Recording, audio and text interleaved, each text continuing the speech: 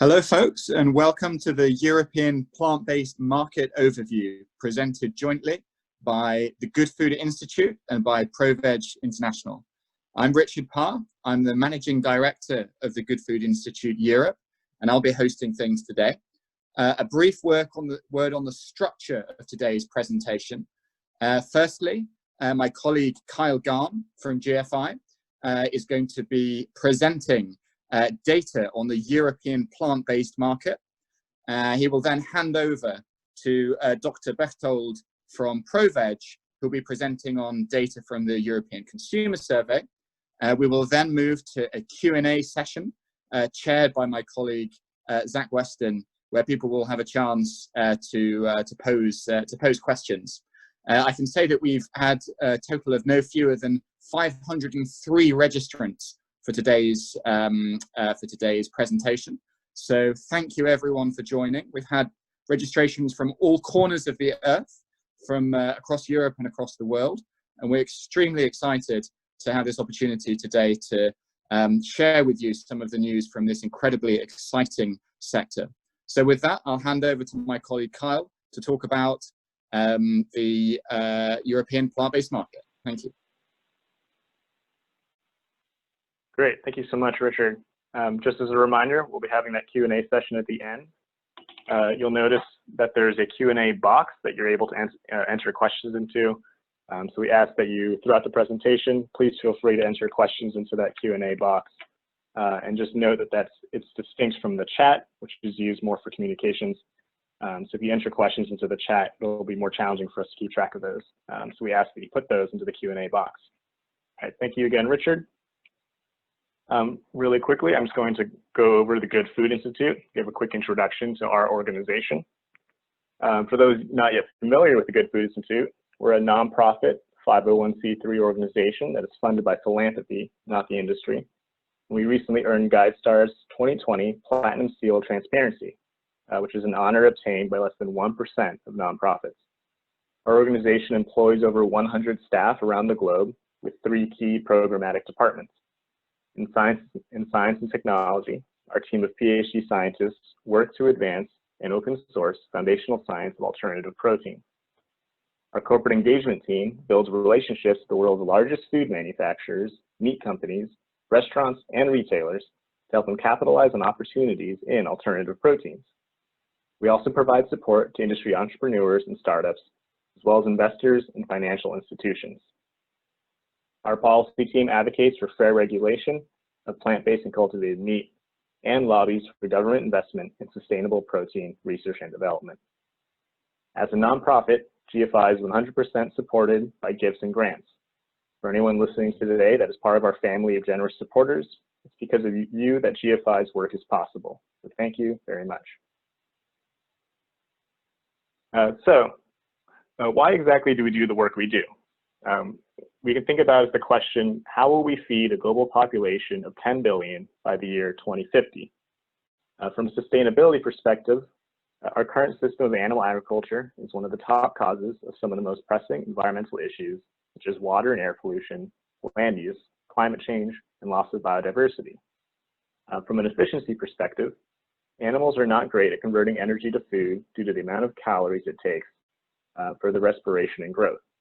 For example, chicken, which is one of the most efficient land animals raised for food, takes 9 calories to feed to produce 1 calorie of meat. Although 75% of agricultural land is used for raising and feeding livestock, livestock provides only 1/3 of the global protein supply. And lastly, from a safety perspective, animal agriculture greatly contributes to the global issues of antibiotic resistance by dosing animals kept in close confinement to reduce sickness and disease outbreaks. This is why the Good Food Institute promotes plant-based fermentation and cultivated meat, egg, and dairy products as a solution to this question of how we will feed the global population by 2050.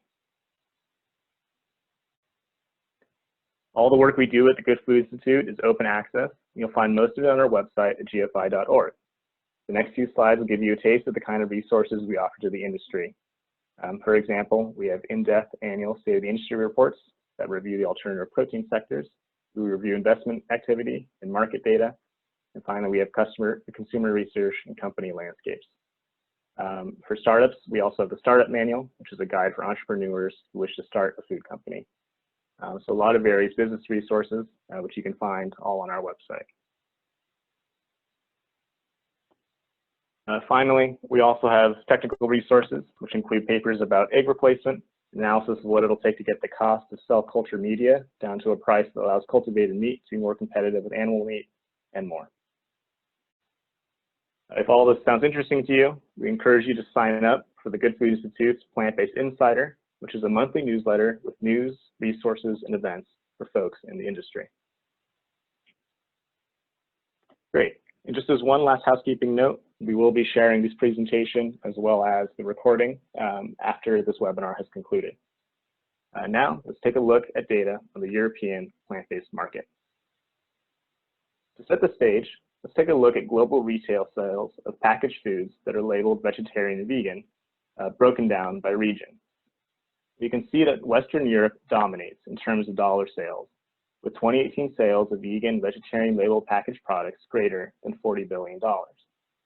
The next largest region by dollar sales, North America, has less than $10 billion in sales of vegan or vegetarian labeled packaged foods. While vegetarian labeling doesn't necessarily mean 100% plant-based, or even plant-based meat or milk, it's still worth noting that European consumers are interested enough in vegetarian labeling that they are purchasing those products in large numbers. Let's take a look at the European plant-based meat market.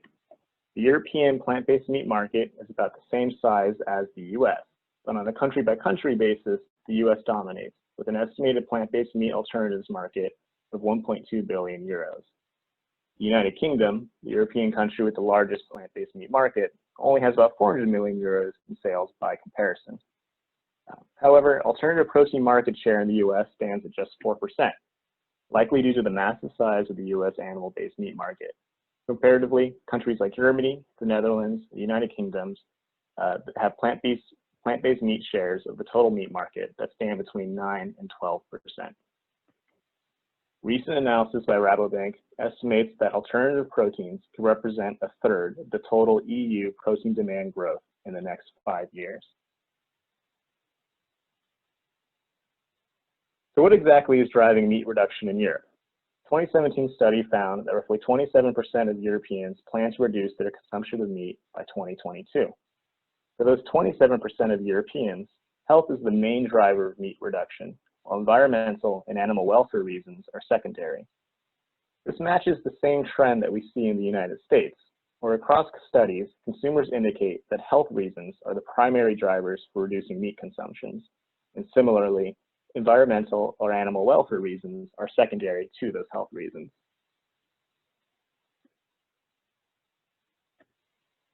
Now let's take a look at plant-based milk sales. Western Europe is the third largest market for plant-based milk in terms of volume sales, behind North America and Asia Pacific. APAC dominates the plant-based milk market with 66% of volume sales, leaving North America and Western Europe with 16% and 11% of plant-based milk global sales, respectively. On a country-by-country basis, Spain has the largest plant-based milk market, $558 million in sales. France and the UK are the second and third largest markets for plant-based milk in Western Europe, with $403 million and $325 million in sales, respectively. The regional 5-year CAGR for Western Europe was 12%, while the 10-year CAGR was 8.6%, suggesting an increasing growth of plant-based milk sales in Western Europe in recent years.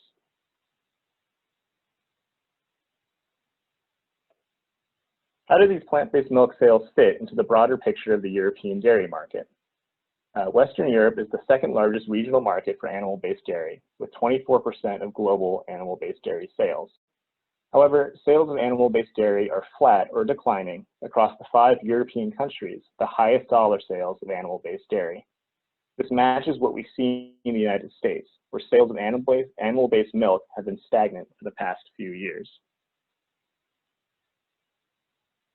And interestingly, plant-based milk products have made up more than a third of all milk product launches in the countries with the highest animal-based dairy sales. In the UK, almost half of all milk launches have been plant-based milk, while in Italy, 55% of new milk product launches have been plant-based milk. In all countries displayed except for France, plant-based milk took up the largest share of the new product launches in the milk category. And as a point of clarification, flavored milk refers to drinks made of milk to which fruit juices have been added, but the majority of the product is still milk.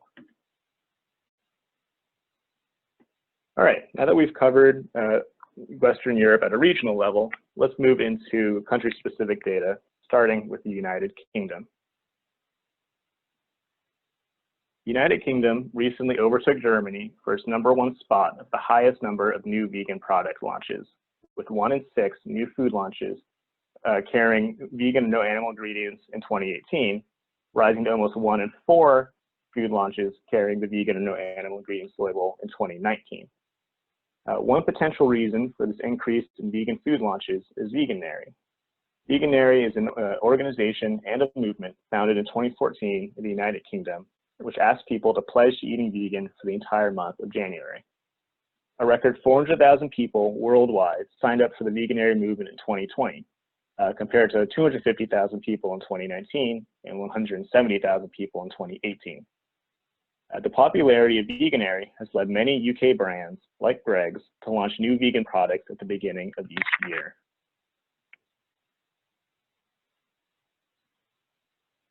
Not only are vegan product launches increasing in the UK, the number of people reducing their meat consumption and who have eaten plant-based meat has increased as well.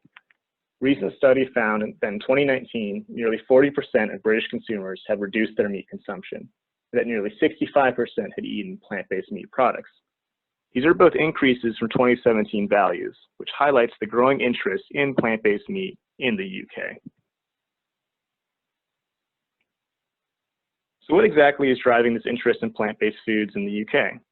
Across all British consumers, so not just vegans and vegetarians, 54% indicated they plan to eat more plant-based foods. For these consumers, once again, health is the primary reason for eating more plant-based foods, while environmental and animal welfare reasons are secondary. 61% of those planning to eat more plant-based foods are doing so for health reasons, while only 16% and 15% are doing so for animal or environmental rights reasons. This is in line with the data that we presented earlier in the presentation, in which European consumers indicated they were reducing meat consumption primarily for health reasons. These findings hold consistent across other studies as well.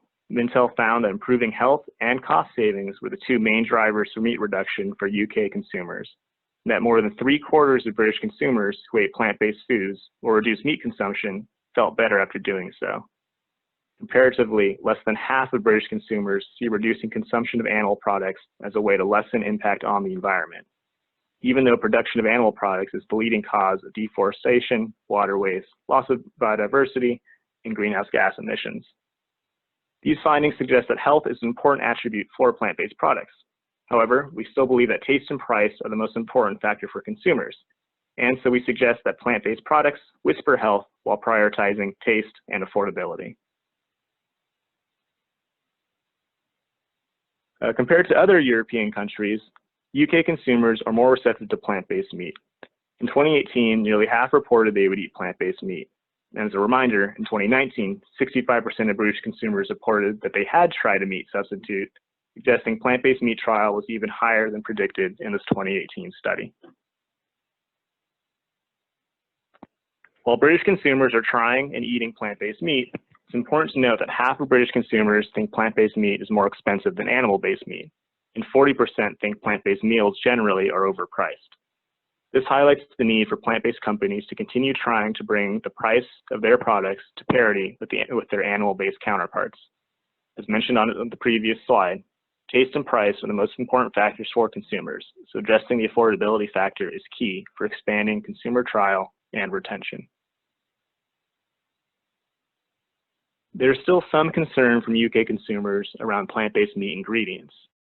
44% think it's unclear what ingredients are in plant-based meat, and 41% think that plant-based meat products with shorter ingredient lists are more appealing than longer lists.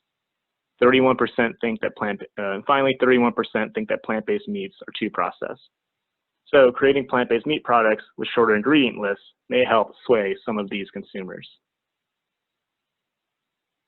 So what type of products are UK consumers looking for? UK vegans and vegetarians report missing Sunday roasts and bacon sandwiches the most, with 41% missing Sunday roasts and 32% missing bacon sandwiches. For the Americans in the audience, you might know Sunday roast by its slightly more recognizable name, roast beef.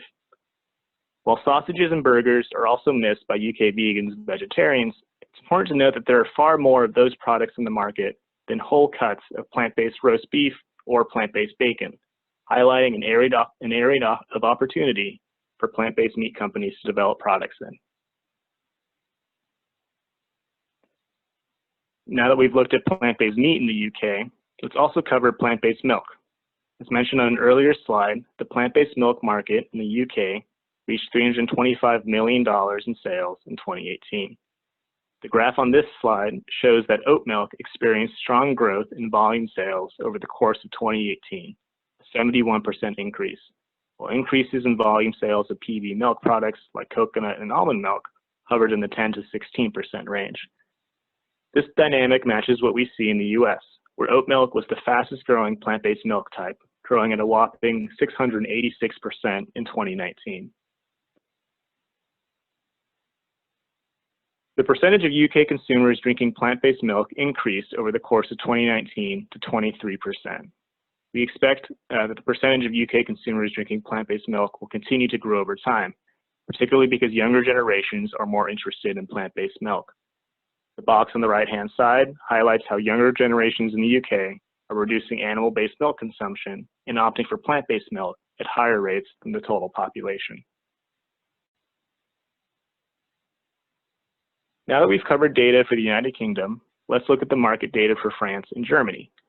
Market data for individual countries in Europe, other than the United Kingdom, is somewhat limited, but we've pulled together data that we do have on France and Germany because they are the third and first largest countries in Western Europe by population size. This slide was displayed towards the beginning of the webinar, but we are presenting it again to highlight where Germany and France stand in terms of the plant-based meat market sales. They are the second and fourth largest markets in Europe, with sales of 200 million euros and 126 million euros, respectively. Germany has a high plant-based meat share of around 9%, while France hovers around 3.5% share. This is another slide that was displayed earlier, but once again, we are highlighting France and Germany. We can see that interest in plant-based meat is stronger in Germany than in France, with slightly less than a third of French consumers indicating that they would eat plant-based meat. In terms of plant-based milk sales, France and Germany are the second and fifth largest markets for plant-based milk in Western Europe, at $403 million and $291 million in sales in 2018. Looking at France in more detail, you can see that slightly more than a third of French consumers are vegan, vegetarian, or flexitarian. And while the French plant-based meat market is around 126 million euros, the total market for vegan and vegetarian products is 380 million euros, and is projected to reach 600 million euros by the end of 2021. Finally, Germany led the world in vegan product launches in 2018, although as discussed in an earlier slide, the United Kingdom took the top spot from Germany in 2019. However, Germany is still a strong market for vegan products and is the largest country by population size in Western Europe. And with that, that closes out GFI's section on European market data. I'd now like to hand the presentation over to Dr. Kai-Brit Bechtold, who will present the results of ProVeg's consumer survey. Yeah, thanks a lot, Kyle. And hello, everyone. Also, a warm welcome from my side. I'm Kai-Brit, and I'm a senior consumer research scientist at ProVeg.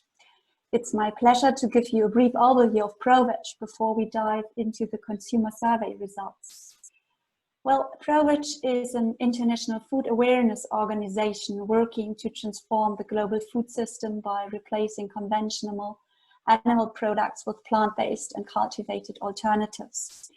ProVeg is headquartered in Berlin, has offices across Europe as well as China, South Africa, and the US. Our core activities include the support of food producers, retailers, and caterers to develop more and better plant-based products. By doing this, we always focus on the financial return that companies can gain by expanding into the plant-based market. ProVeg launched the very first plant-based and cell-based incubator in Europe. We host the New Food Conference, the leading European event for developments in the plant-based and cultivated space. With regards to labeling, we are the license holder for the V label in Germany, where we also have a test community of more than 22,000 testers that can give feedback on new product developments. ProVeg is also part of the EU's 10 million euro Smart Protein project, where we are working together with more than 30 partners from food industry and academia to develop the next generation of plant-based food. We co-organize medical conferences, have obtained UN observer status based on our policy work, and are a member of EIT Food. We are delighted to provide insights from the plant-based sector with our 2 dedicated newsletters, which you can receive free of charge. Sign up for the Plant-Based Sector News Highlights, a monthly summary of the most important developments in the plant-based food sector. In addition, you can stay informed by reading the food industry and retail newsletter, where we share the latest insights from our expert team. I'm happy to present now exciting insights about how you can reach double-digit growth rates by entering and expanding into the plant-based space. So please enjoy the results of our great European consumer survey. The report is available free of charge on the ProVeg homepage. Well, let me first give you some background information on the survey itself. Well, the survey's objective was to uncover priorities for product improvement and development based on consumers' experience of purchasing and consuming plant-based products. ProVeg International ran an online consumer survey in 9 European countries. Each respondent filled out a questionnaire which took him or her around 20 minutes. We received complete responses from 6,221 respondents, of whom 76% consume only or mainly plant-based foods, hereafter referred to as plant-based diet followers, and 24% are reducing or trying to reduce their consumption of animal-based products, hereafter referred to as reducers. Given the fact that the number of respondents following a plant-based diet is higher than the number of reducers, our sample has a much higher proportion of informed consumers than the general population. This is a big advantage of the study, since food industry can profit from the experiences of consumers already active in the plant-based sector in order to shape their product portfolio. The survey was completed by respondents recruited by ProVeg in Germany and the Netherlands and by partner organizations in the other countries. We only analyzed responses from consumers that in the last 3 months purchased and consumed any kind of plant-based alternative to meat, dairy, fish or eggs, or any alternative to products which contain meat, dairy, fish or eggs, specifically from a store and not online. This had the natural consequence that more plant-based eaters than reducers were included in our analysis. Also, only respondents who do the shopping for the household have been included. Well, the following graph shows the number of respondents from each country, with figures for plant-based eaters and reducers shown separately. We see here that in each country, more plant-based eaters participated. Most respondents came from Netherlands, Germany, and Austria, around 1,000 in each country. In terms of demographics, the majority of respondents was below the age of 45, and 75% of consumers were female.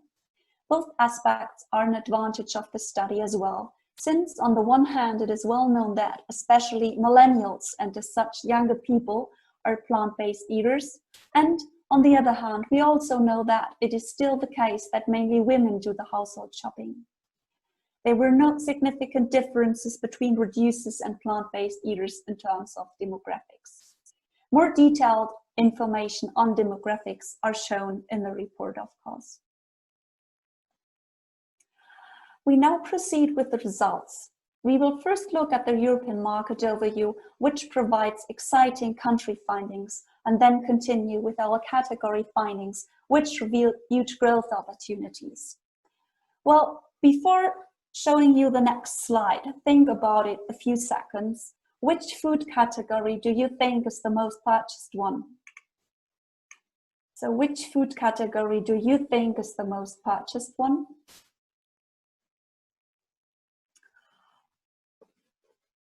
Well, here we go. The most purchased food category is plant-based milk.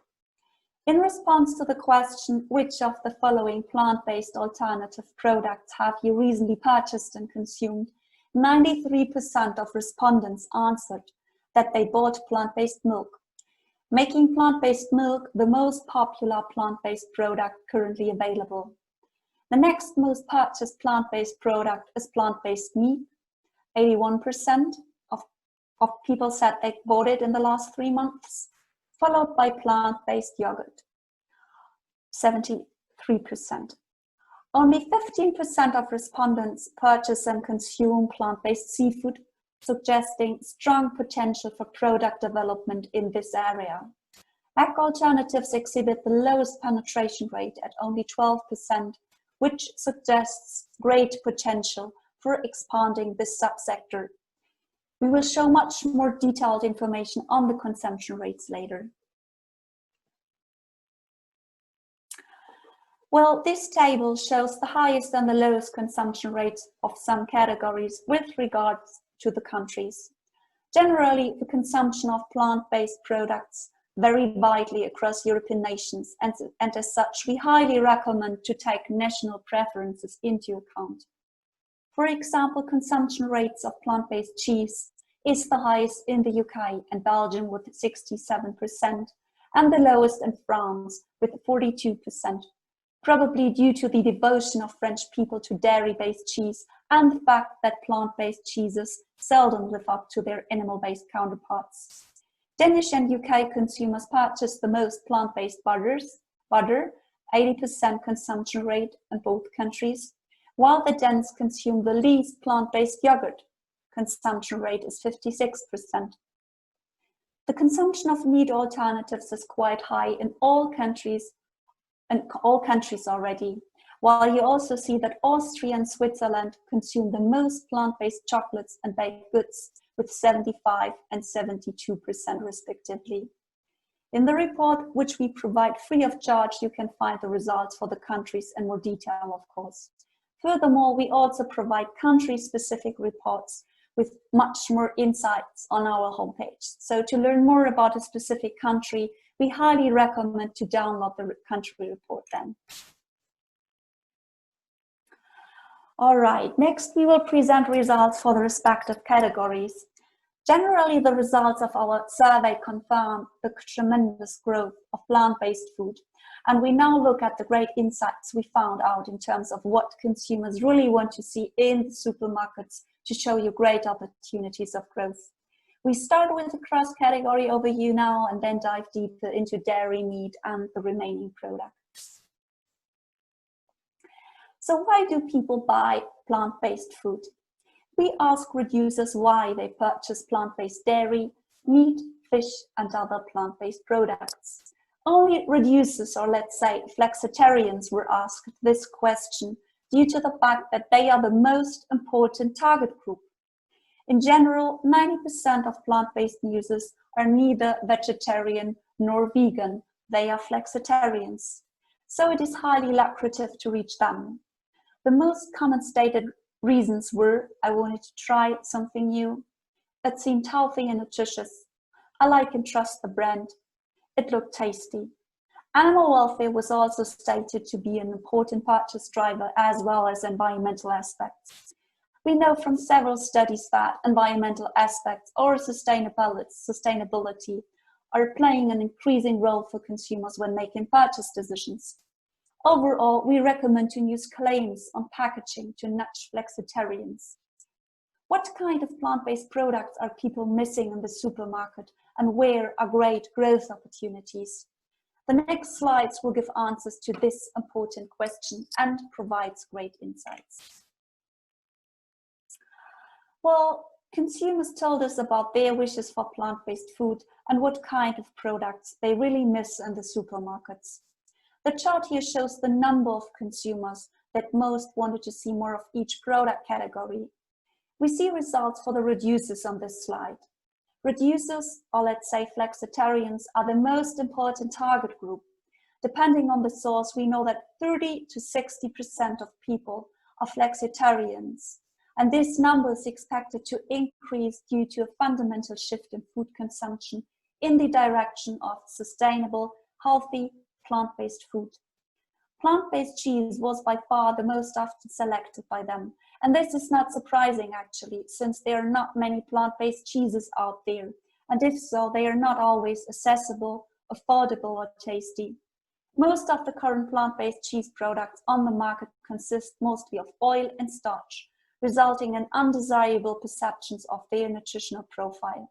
The more expensive options are based on fermented nuts, which makes them tastier but less attractive to price-sensitive consumers. In addition, these nut-based cheeses currently mainly recreate soft cheeses, and as such leave a lot of room for new product innovations in the hard cheese subsector.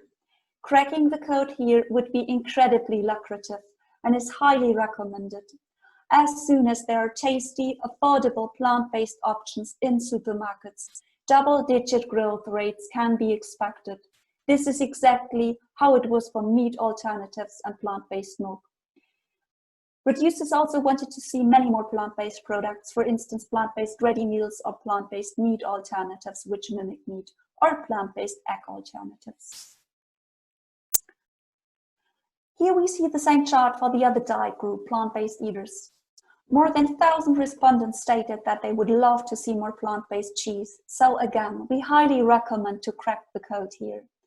They also want to see a lot of other plant-based products like plant-based baked goods and chocolate or ready meals.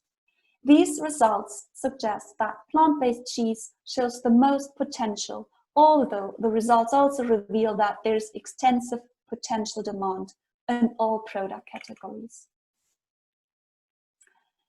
According to several studies, double-digit sales are expected in the plant-based milk market.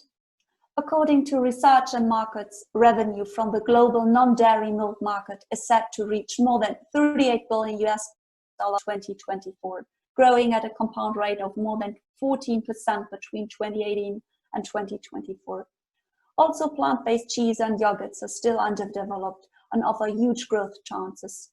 We are happy to present you now great insights on what consumers really think about plant-based dairy products and what their wishes are. Plant-based cheese is relatively commonly purchased by plant-based diet followers, but far less so by reducers. More than half of the respondents purchased and consumed plant-based cheese in the last 3 months, although the rate is much lower for reducers, 30%, with less than 1 in 3 reducers purchasing and consuming plant-based cheese. These results suggest that if food industry cracks the code here, we will have similar numbers like, first, for plant-based milk, which has a penetration of more than 90%, and second, between plant-based eaters and reducers. So again, we expect this to be a highly lucrative business for food industry. Here we see in numbers that the pain point in terms of plant-based cheese are prices, nutritional value, taste, and naturalness. More than 60% were either dissatisfied or neutral when it came to the price of plant-based cheese. Consumers are less satisfied with the price of plant-based cheese than they are with the price of products in every other category. You can find the detailed numbers in the report. Almost 70% of consumers think that there are not enough plant-based cheese options in the supermarket, and nearly a quarter of reducers also stated that they do not like the taste of currently available plant-based cheese. So again, we recommend to the food industry to develop tasty, affordable plant-based cheese, since consumers have a big demand for it. If you crack the code here, you can expect huge sales increases. What specific kind of cheese would consumers like to have? Camembert, hot cheese, grated cheese, sliced cheese, and many more were stated by our respondents. More detailed information can be found in our report. As previously stated, plant milk has the highest penetration of all the plant-based product categories. More than 90% of respondents stated that they buy and consume plant-based milk. Not surprisingly, plant-based eaters had a higher consumption rate than reducers, although nearly 90% of reducers bought plant-based milk, which shows that plant-based milk is also widely accepted by reducers. This supports our recommendation to develop more plant-based options in several food categories, as soon as they are tasty, affordable plant-based options, as it was the case for plant-based milk. Huge sales increases can be expected. More information on consumers' perception on prices, taste, and the reasons why they would like to see more plant-based milk are in the report. We finalized the section on plant-based dairy products by revealing consumption rates of other plant-based dairy categories. In addition to plant-based cheese and milk, we see that plant-based yogurt is an important category in the plant-based dairy category. Among our respondents, plant-based yogurt was the third most commonly bought item, bought recently by 73%, but this was largely driven by plant-based diet followers. Reducers purchase less plant-based yogurt than plant-based butter or meat alternatives, suggesting that plant-based yogurts still do not meet their needs. While yogurt is generally seen as a healthy product by many consumers, many of the most commonly available plant-based yogurts are quite sugary and contain artificial ingredients. Furthermore, there are a lot of soy yogurts in supermarkets, and it is also the case that already some coconut and almond alternatives exist. We witness new product development towards local ingredients like oats, since we observe more and more launches for plant-based oat yogurts. Overall, we expect here as well huge growth opportunities if food industry puts effort into developing better plant-based yogurts. We also see a big gap between the consumption rates of plant-based eaters and reducers for ice cream. This is also a lucrative business if more and more options are available on shelves, as we know from several research we did. To wrap up this section, we see huge growth opportunities for several plant-based dairy products. Especially, we recommend to develop tasty, affordable plant-based cheeses, as this is a highly lucrative business. We will next focus on meat alternatives and plant-based seafood and fish. The market for plant-based meat alternatives is predicted to double within the next 5 years. In comparison, the global meat market will only grow 3% a year. In 2030, plant-based meat alternatives and cultured meat will have a market share of nearly 30% of the $1.4 trillion global meat market. Plant-based fish is in its infancy too, and very high growth rates are expected as well because of the predicted higher demand for fish, which can't be satisfied by more fishing. The oceans are already overfished, so big global fish producers are actively investing in the development of alternatives. We are happy to present you now more insights in terms of these products. Over 80% of our sample had recently purchased meat alternatives, which mimic meat, with no real discrepancy between reducers and plant-based diet followers. The quality, variety, and availability of plant-based meat is superior to cheese, and people's strong motivation to consume alternatives to animal meat represents as well a great opportunity for businesses who want to take advantages of gaps in the market and improve uncompetitive products. On the other hand, seafood alternative products have a lower penetration rates. It's only 50% for the overall sample, compared to milled alternatives which mimic meat. And there's a substantial difference between reducers and plant-based eaters. Only 9% of reducers have bought it, and this is due to the fact that there are not enough options in the supermarket. Our recommendation is that food industry should also focus on developing more plant-based meat alternatives and especially plant-based seafood due to its big growth potential that we observe and due to the fact that availability is currently very low. What is the current situation in terms of plant-based meat and seafood, and what are highly lucrative business opportunities? The selection of plant-based seafood generally available is very limited and mostly consists of fish fingers or crumb fish burgers. We advise manufacturers to develop and launch fish fillets and other popular fish products in order to fill the unmet demand in the market. In recent years, there has been a substantial number of product launches for plant-based burgers, sausages, chunks, and daily slices. In terms of new product developments, we advise manufacturers to focus on the development of whole cuts of meat, such as steaks, which have a refined and convincing texture. In doing so, they will be kickstarting a new area in the development of plant-based meats. In our report, you can find much more detailed information on consumers' experience with prices, tastes, in terms of plant-based meat and seafood, and their reasons why they would like to see more plant-based meat and seafood. To wrap up this section, we see huge growth opportunities for several plant-based meat and seafood products. Especially, we recommend to develop whole cuts of meats and fish, since this is a highly lucrative business. Cracking the code here will guarantee as well huge sales growth for food industry and retailers. Just to give you an example, when Beyond Meat introduced their products in Germany, they were sold out instantly. This section provides an overview of the results for the remaining product categories like egg alternatives or plant-based baked goods and chocolate. US dollar sales of plant-based eggs grew 228% from 2017 to 2019. Due to the fact that in these categories we see comparatively low levels of competition, they represent an opportunity for innovative companies to enjoy strong growth.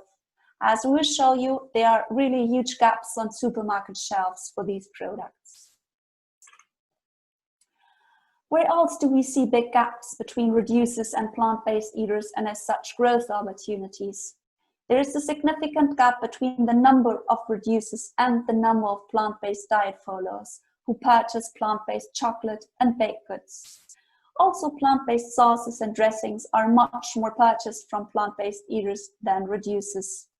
In order to get similar consumption levels between the two diet groups like we have for plant-based milk or plant-based meat, we recommend to develop much more plant-based options, and huge sales increases can be expected then. It is also important to note that only 11 to 12% of consumers have recently purchased egg alternatives.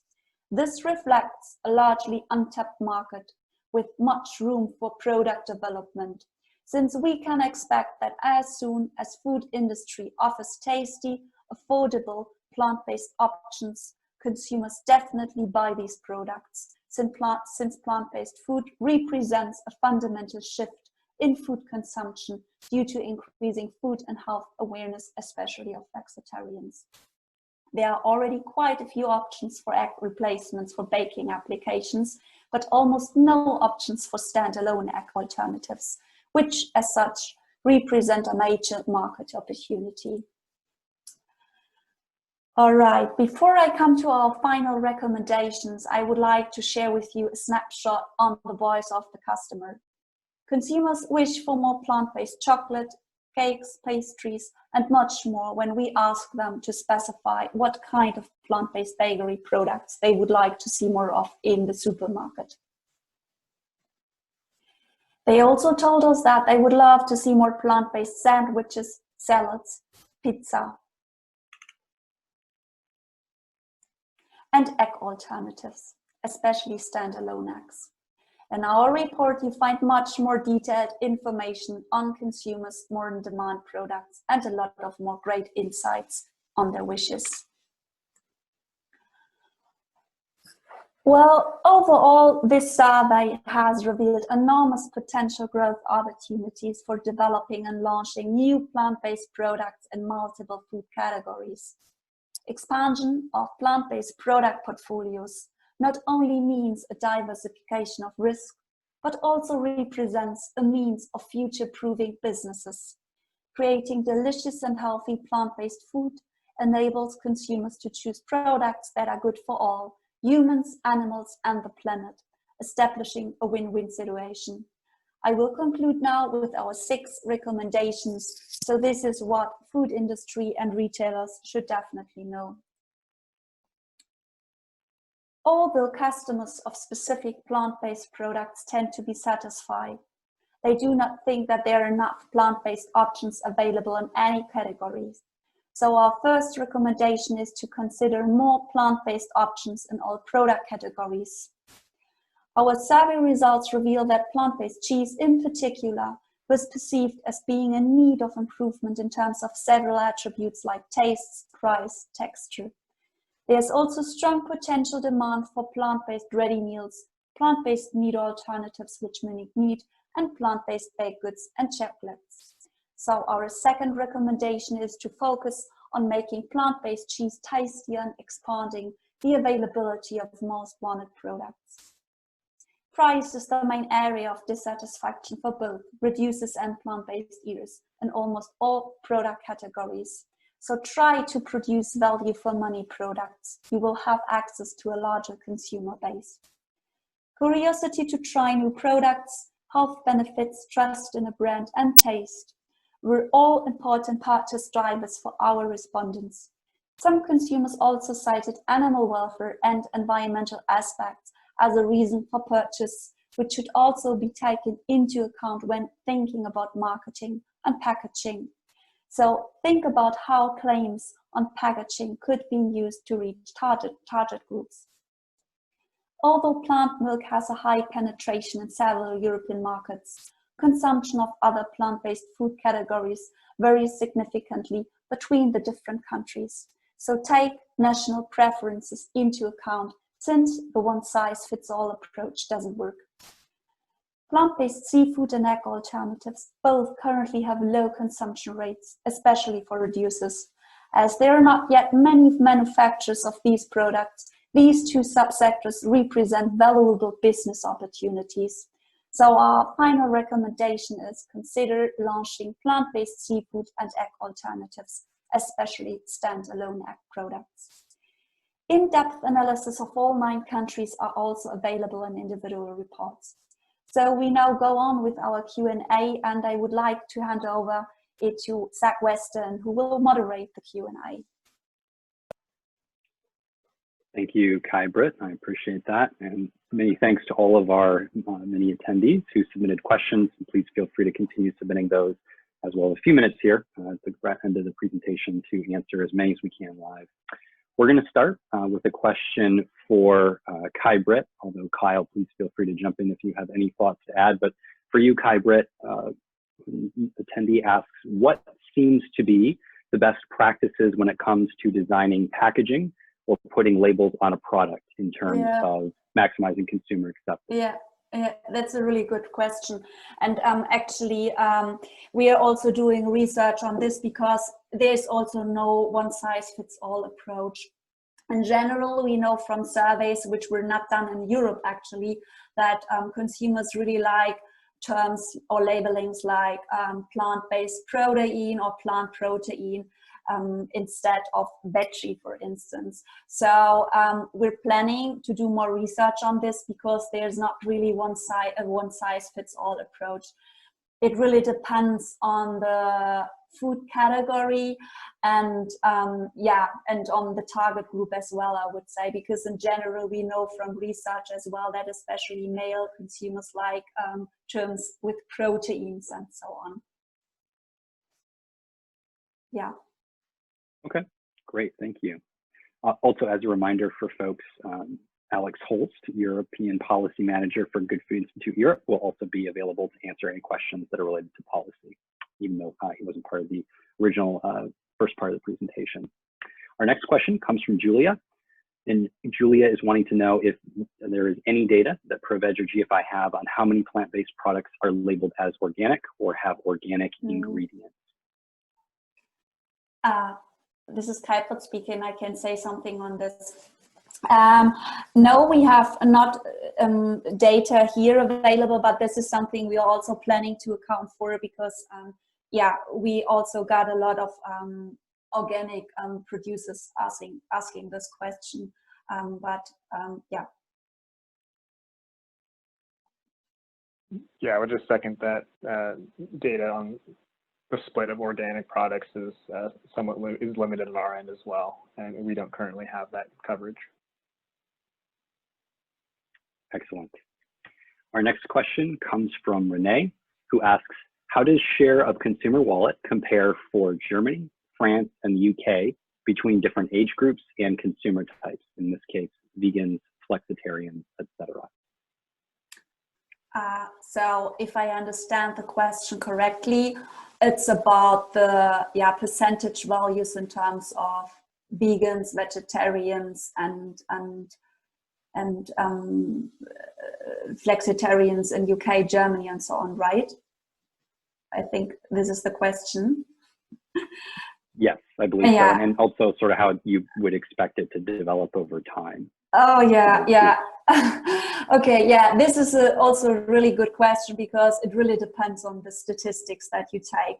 In general, like I indicated quickly, in Europe, we see percentage numbers like 30 to 60% of people are flexitarians, or like we say, reduces, people that are really trying to reduce their animal-based consumption. But it's really difficult to measure this. What is a flexitarian exactly? What is a reducer exactly? So it really depends on the survey itself, how the question was stated, and so on.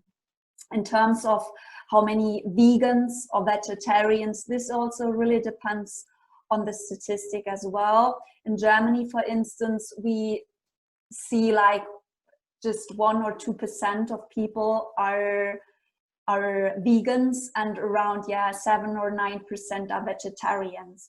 So, and in UK it's quite similar, and this is really depending on the statistic, on the source, and just to give you an answer of this. But we are also planning to do much more research on this, because especially in Europe with so many different countries, we want to know more about the real correct values of these kind of consumers.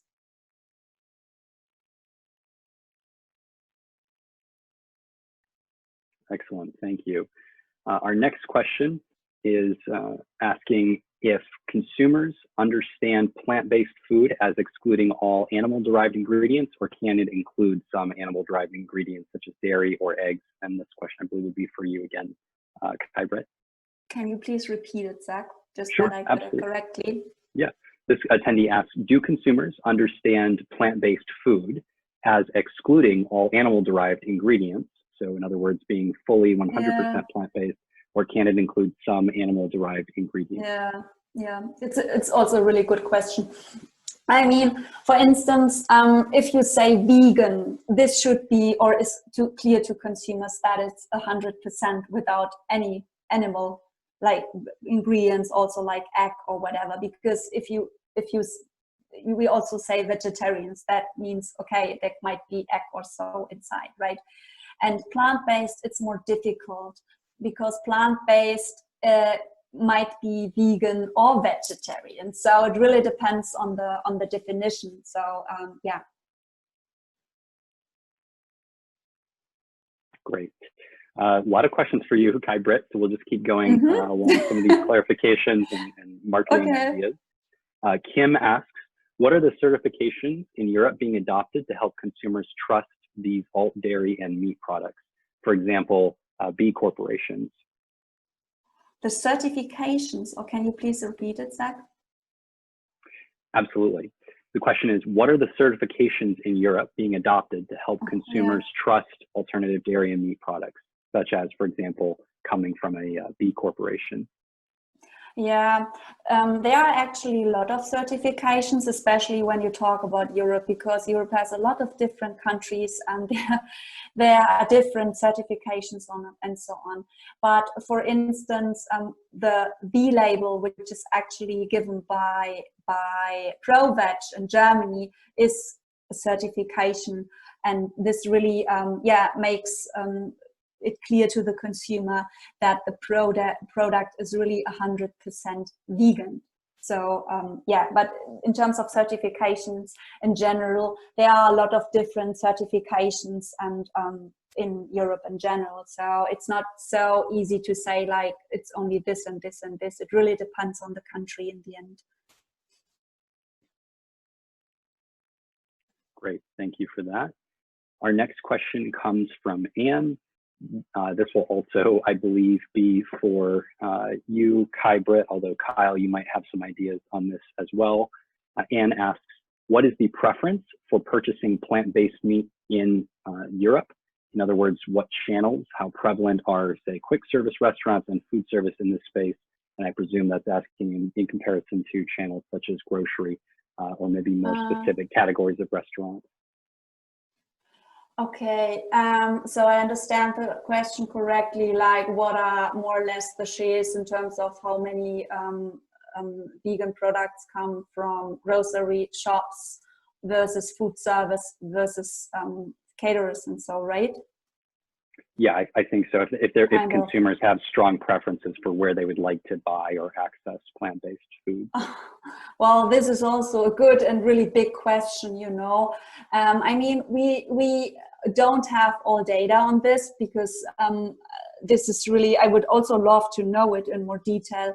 But in general, we observe in all kinds of channels. So in grocery stores and in food service and in caterers, a big increase, you know. And what is really important to note, especially also in discounters, because for instance in Germany we know that around I think 30 or 40% of value or volume sales really come from discount business, and this is really a big step because really to reach people, this is an important business. So all channels are really important, and I would also love to see more detailed numbers on this, but this is not that easy to get, you know.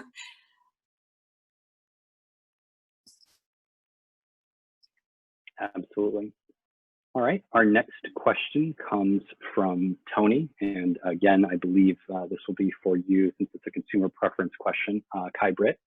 Mm-hmm. How important is it for plant-based consumers that a product is actually produced close to the place of consumption? For example, would a consumer in the UK be concerned if the product was produced in Italy? Where does this rank in the consumer decision tree? Yeah, it's also really good questions, and there's also a lot of research going on, and we're also planning to do more research on this actually. I mean, people who really care about sustainability and their most important purchase driver is like environmental aspects, and so they of course also say like for them it's important that a product is locally grown or does not have a big is not from Italy and it's sold in the UK, you know. But this is still a lot of research that is going on, so this is also a big topic at the end. Got it. Thank you for that. Just as a reminder to attendees, please feel free to keep submitting questions. We will go a few minutes past the hour here to answer questions before we have Richard Parr wrap things up. So we'll have just a few more questions and then I'll throw it back over to Richard. But we'll continue with some more questions. Another one for you, Kai-Brit. This question comes from Matthew and is asking, in percentage terms, to what extent has Europe followed the lead of the United States by importing US products such as Beyond Meat, and to what degree has it pioneered its own products? And the example provided was the Roca brothers launching their Hura range. Yeah, that's also really good questions, and I mean, this is also a big question in the end, because it's not like a lot of data in terms of this exists, but what we definitely observe is that both import and export aspects are super important. But as you also see, a lot of more and more plant-based products are offered here, which are not exported, which are actually produced here in Europe. So I think this, just to speak it out honestly, I think this will also really change more and more. Yeah. Okay, great. Another question for you, Kai-Brit. Are there clear needs from consumers to remove ingredients such as methylcellulose from plant-based meat products? And I think this is probably in particular a question about the importance of cleaner labels and removing certain ingredients from products. Is that important to consumers? Yeah, sure. Clean label is also a really, really important topic, not only when we talk about plant-based products, for instance, also when we talk about palm oil free and all this stuff, right? So clean label in terms of various attributes is really, really an important topic. And what I definitely know from a lot of research that has been going on and that we did is that it's getting more and more important for all consumers in Europe. Great. We're going to give you a break, Kai-Brit, and throw one question over to Alex real quick. So someone was asking, Alex, Ilana was asking if you could talk a little bit about what is happening on the policy side in Europe in terms of legislating cellular alternatives, so cultivated meat. Is there any talk about this on an EU-wide level? And I suppose, Alex, if there's anything also particularly noteworthy about plant-based products, since we're focusing on that today, please feel free to mention that as well. Yeah, thank you, Zach. An excellent question. Before I go to the cellular alternatives, just in addition to the question Kai-Brit answered on labeling and V-label, there is actually some policy activity there at the EU level. The question of names and denominations for plant-based products. Can plant-based products use meaty names like burger, like sausage, like steak? That's a live issue right now that is being discussed in the European Parliament, and there are attempts to restrict the use of those names. So that's going on right now. In terms of cellular alternatives, and this could be cultivated meat or other milk or egg proteins that are used in plant-based products. I would say at the government and policy level, the awareness is just starting. So at the EU level, these products are regulated in terms of food safety and market approvals under the EU Novel Foods Regulation, but there is no application by a company being made yet. And there are some member states, I would say, that are a little bit further in terms of awareness and support in terms of our research and development funding. The Netherlands is one I would mention here, but we are at a very early stage. And when it comes to naming, regulations, labeling, there is still a lot up for grabs. And so part of the work that ProVeg and GFI has been doing is having those conversations with governments, with civil society about these new types of products and how they fit into the whole narrative about moving to a more sustainable food system. Excellent. Thank you very much, Alex. All right, we're going to do one final question before we wrap things up with Richard. This final question will be directed to Kai-Brit to close us out, and it comes from Peter. In addition to health, environment, and animal welfare, is culture or perceived culture not an issue that is brought up amongst European consumers? So, for example, I eat cow-based cheese because it's my culture. So I think essentially asking how much cultural norms or cuisine norms are a driver in purchasing or not purchasing plant-based products. Yeah, that's a super interesting question, actually. And I think that would be really good for further research. In general, we see that this is also what our research here has shown, that health and curiosity is really, really important purchase drivers for flexitarians. And actually, this is the target group we really want to reach, because like already indicated, 30 to 60% of people in Europe are flexitarians or reducers. And yeah, so I think in terms of, to wrap this question up, this is, yeah, a good question, and I think an important aspect that might play a bigger and bigger role in the end. But in general, when it comes to people who want to reduce their animal-based consumption, it's really about health issues, it's about curiosity, and the taste, of course, and price, always. These are always the most important factors. And what we also see, and what I quickly indicated, is that environmental aspects are getting so much more important for them to buy these products. And yeah. Great, thank you very much.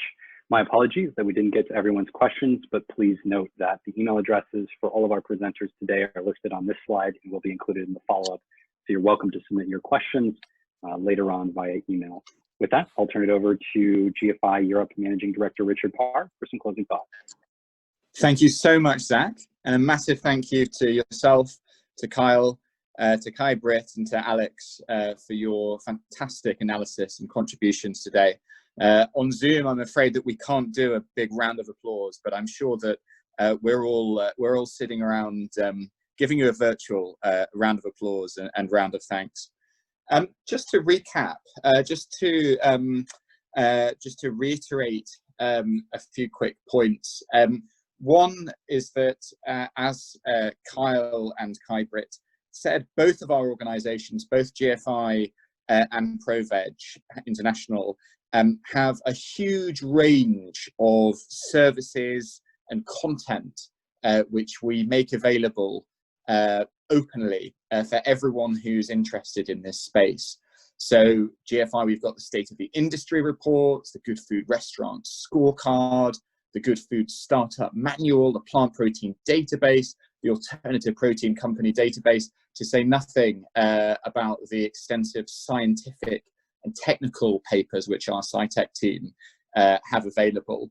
And that is matched by significant resources as well that ProVeg produce, and also incredible services such as the ProVeg Incubator, based in Berlin, which is helping to accelerate and generate the next round of great plant-based companies on top of the test community, the New Food Conference, and all the other fantastic services which ProVeg offer. So please do avail yourselves of those services. We are here to help everyone interested in this sector, and please do feel free to follow up on those. You can access those fundamentally by visiting our respective websites, as per the slide on your screen, gfi.org and proveg.com. Please do pay us a visit. Check us out on Twitter, on Facebook, and you can see also the contact details there of Kyle and Kai-Brit on your screen. Kyle G at gfi.org and Kai-Brit Bechtold at proveg.com. Please do reach out to them with any follow-up, and they'll be able to point you in the direction of the most appropriate member of staff. One final and important note on which to end, well, two actually. Firstly, to note that although we focus today on the situation in Europe, both GFI and ProVeg are profoundly global organizations. We've got a global mission, and we want to literally change the world and change the global food and protein system. GFI's got affiliates in Israel, APAC, Brazil, India, as well as here in Europe, and of course the core team in the US. And ditto, ProVeg work internationally are doing incredible work in Asia Pacific and elsewhere. And both of our organizations fundamentally are powered by philanthropy. We're powered by the generosity and the partnership of people around the world who share our vision and who want to walk with us and be part of driving this incredible and this important and this urgent change that we're working towards in the food system. So I'd like to say on behalf of everyone at both our organizations, a very deep and a very heartfelt thank you to the people, some of whom are on this call, who are supporters of GFI and ProVeg. and also to extend an invitation to others of you who are listening, who like what you hear, who have been impressed by what you've heard today, who welcome and want to be part of the work that our organizations do. There are significantly greater, we think, opportunities for impact, for projects, for working for policy change, for other activities that we want to do, that we want to sustain and to expand in order to help drive forward and accelerate the development of this important sector. And we warmly, very warmly welcome and invite people who want to walk with us on that path and to support the work that we do. Please to reach out, to partner with us, to donate, and to help us to continue and to expand the impact that we're having. There are so many examples of that impact, one of which Alex Holst mentioned. At the moment, both of our organizations are working hard to fight back at a policy level in Brussels against these proposals which have been put forward by a very small minority of interest groups, which would seek to ban terms such as veggie burger or vegan sausage roll, etc. And it's our organizations, to give just one example, that are on the forefront of trying to take that fight and to defend the very precious alternative protein sector in Europe, actually similarly in the US and all around the world. So please do, if you're interested in having a conversation and having a chat about stepping up and supporting us, please do reach out. You can reach out via the website, you can donate directly via the website, via Facebook, etc. But please do, if you're curious, if you're interested, if you'd like to find out more about how we can work together, please do reach out directly to Kyle and to Kai-Brit, and they can make sure that your queries go to the relevant development experts on our team. So thank you so much, everyone, for your time today, for your interest, for your passion, and for your support for this sector. Thank you again to our brilliant panelists and organisers. Thank you for listening, and wishing you all the very best, and a big warm virtual round of applause for everyone. Thank you.